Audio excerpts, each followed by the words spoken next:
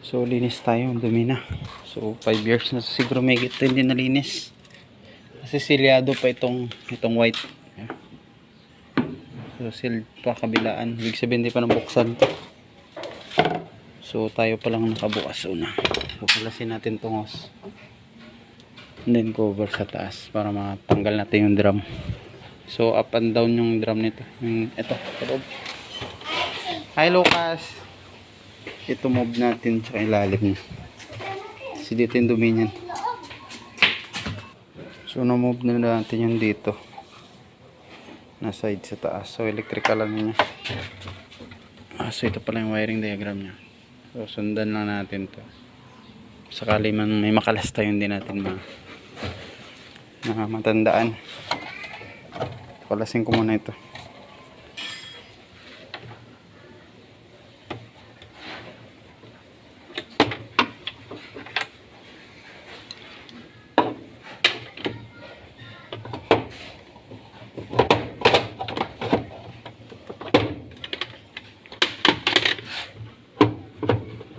So matigas pa din.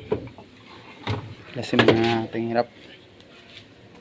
So natanggal na natin yun. So may spring lang siya dito. Ito yung nakinalastap sa move. Tapos ito na. Simple lang. So kailangan mo kalasin muna dito bago ito matanggal. Ito muna unahin. Tapos ito. So dumi-dumi pati yung bulb niya. So grabe yung dumi. So pati itong contact point niya dumi-dumi na. Hindi ko alam kung palagay ko hindi na gumagana kasi layo na ng gap. So dapat pagbukas mo nito mamatay siya. Hindi na gumagana to. Kaya pala patay yung ibang ilaw. Sa sensor niya patay yung ibang ilaw. Ito wala. So linisin muna natin. Ito kalasin mo. So kailangan natin kalasin tong wire muna dito sa dugtungan. So ito palang capacitor sa gilid.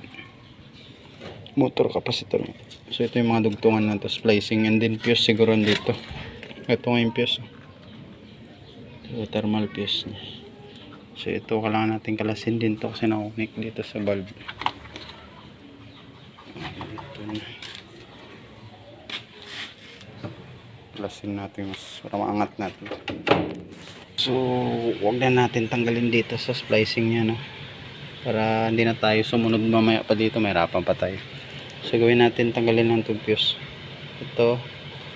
Tsaka itong 4 na wire pa na natira. So cut natin dito. Para susundan na natin mamaya yung color coding. Tape na lang yan mamaya. So sugutin na natin yung tanggal na yung angat na to. Sa taas.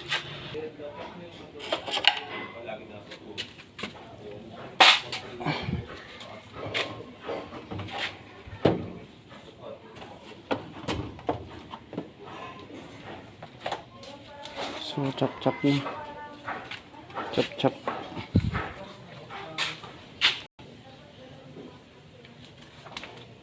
So dito na tayo sa drum. So tanggalin natin yung mga screw. So tanggalin natin tong screw sa gitna. And then angat natin tong so yan lahat halo na lang. And then tanggalin na lang natin yung D8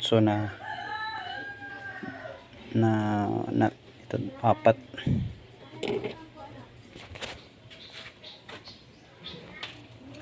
So natanggal na natin yung 4. So number 10 pala to. Yan sa 10mm. So move na natin to. Nakalas na yun dito din. So tanggalin na natin. Yan yan sama-sama na lahat. Tigas ha. So mayroon siyang weight. May tubig tong taas niya, yung top niya. So ay may tubig. Parang counterweight niya pag umikot. Parang stabilizer. So ito na yung ilalim niya. So ang dumi na. Grabe. So sigurado to ito. Sobrang dumi yung loob nito. Ito yung loob niya. Kakalasin natin ito. Grabe. Punong-puno ng tela yung loob nito. So kalasin to. Angat. Grabe yung dumi. Ilang years. So kinalawang na rin yung plate to. So hindi natin muna babalik to. Pipinturahan to. Tanggalin tong plate saka primeran bukas. One day mo na pahinga. Ang kalawang na tan eh. Grabe yung dumi. Tapos kalawang. Ay ito may vlog.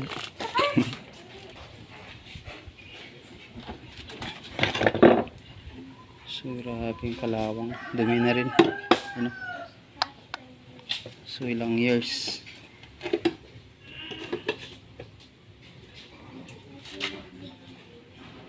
So double check natin baka may mga timing na marks siya. So wala naman. So ganyan yung position.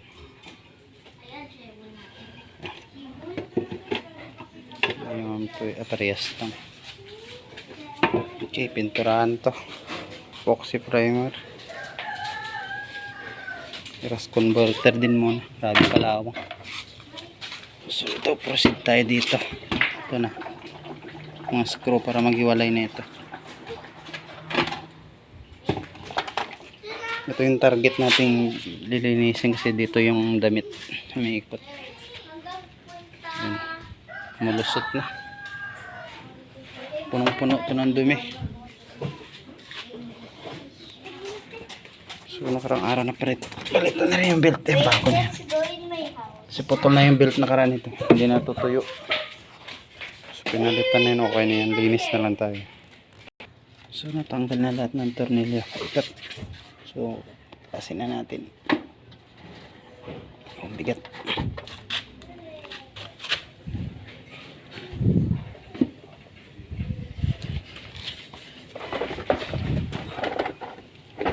So wala sang timing.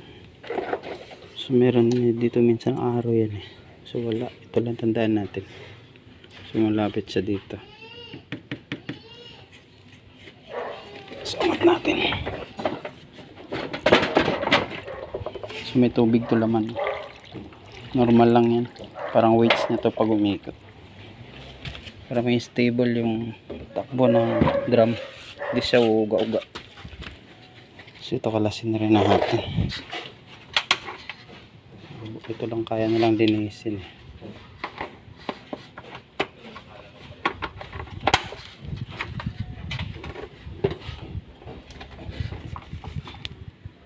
So natanggal na rin natin apat na screw dito. So pagkakawin na natin dyan. Angat na rin natin ito. So grabe yung dumi niya. Grabe. Yan. Yan tela na agad. Buo-buo. Grabe mga himol-mol na tela to. So dito siya sumiksik. Yan. So yan. Dami pa.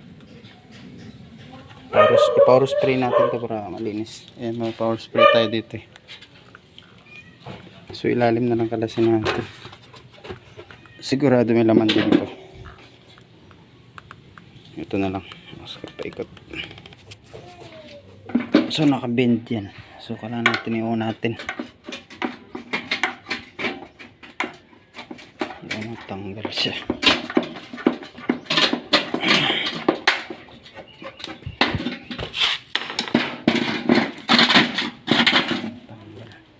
So guys, nag-iwan tayo markings dito para mabilis natin mamaya mabalik sa mga dati niyang butas. So ito, so direct siya dito sa dugtungan. And then ito pala, ito yung timing nga natin.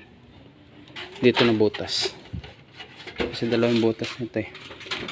Ito yung isa. So baka mamali tayo, may harapan tayo. Ito.